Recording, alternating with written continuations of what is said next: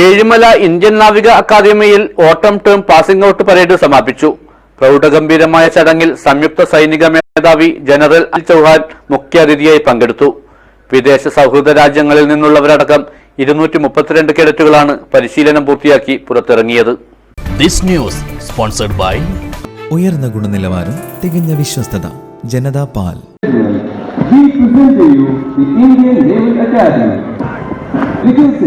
अखाड़े के ठंड पर तीनों घोड़े पर सवार होकर संपूर्ण कवायद में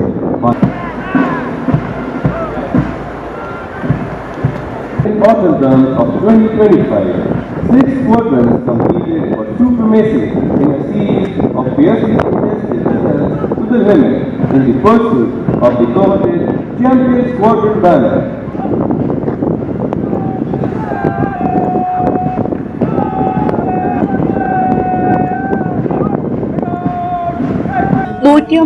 ഇന്ത്യൻ നേവൽ അക്കാദമി കോഴ്സ് ഉൾപ്പെടെ വിവിധ വിഭാഗങ്ങളിലായി 232 ട്രെയിനികളാണ് പരിശീലനം പൂർത്തിയാക്കിയത്. ബംഗ്ലാദേശ്, ശ്രീലങ്ക, വിയറ്റ്നാം തുടങ്ങി 7 സൗഹൃദ രാജ്യങ്ങളിൽ നിന്നുള്ള 18 കേഡറ്റുകളും പാസിംഗ് ഔട്ട് പരേഡിന്റെ ഭാഗമായി.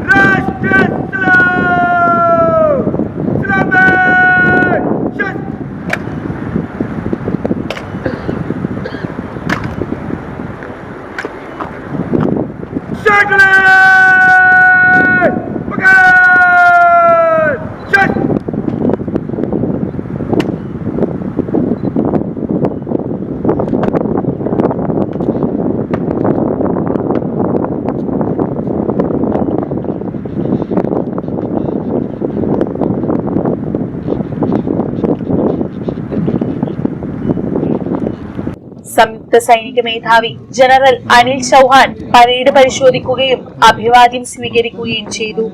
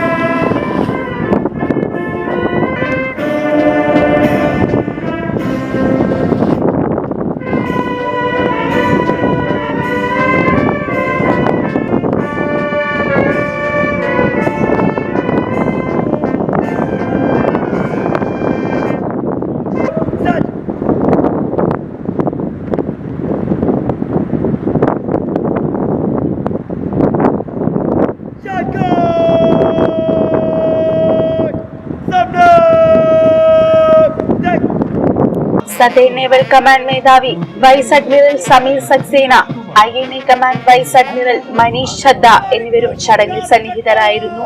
പരിശീലന കാലയളവിൽ മികച്ച പ്രകടനം കാഴ്ചവെച്ചവർക്കുള്ള പുരസ്കാരങ്ങളും വിതരണം ചെയ്തു.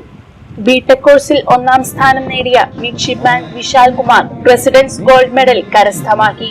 മിഡ്ഷിപ്പ്മാൻ Shaurya Aditya Prajapati chief of the naval staff silver മെഡലിന് അർഹനായി. അക്കാദമിക്, സ്പോർട്സ് തുടങ്ങി സമഗ്ര മേഖലകളിലെ മികവിന് achiever squadron champion squadron banner സ്വന്തമാക്കി.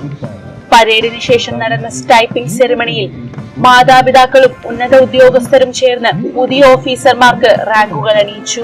പ്രാഥമിക പരിശീലനം വിജയകരമായി പൂർത്തിയാക്കിയവർ നാവികസേനയുടെ വിവിധ കപ്പലുകളിലും കേന്ദ്രങ്ങളിലുമായി പരിശീലനം തുടരും.